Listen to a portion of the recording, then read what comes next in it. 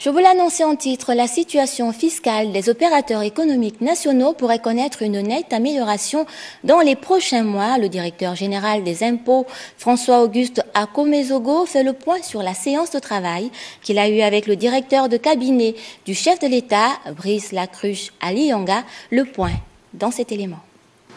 Le directeur de cabinet du président de la République nous a convié à une séance de travail hier après-midi pour nous notifier les très hautes instructions du président de la République, chef de l'État, nous prescrivant de veiller à une application égale, une stricte application de la loi fiscale sur tous les opérateurs économiques, pour éviter qu'il y ait des inégalités.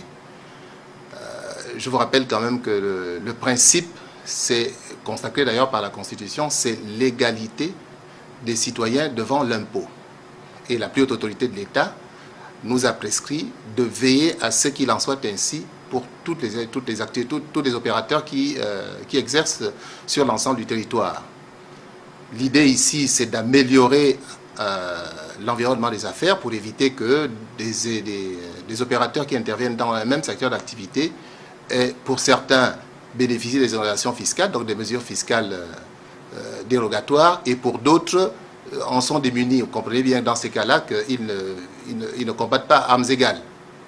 Donc le directeur de cabinet nous a demandé d'accélérer des actions que nous avons déjà menées, que nous sommes déjà en train de mener dans le cadre du plan de relance économique mis en œuvre par le gouvernement et tenant compte également des recommandations du Fonds monétaire international qui nous suggère très fortement de maîtriser les exonérations fiscales.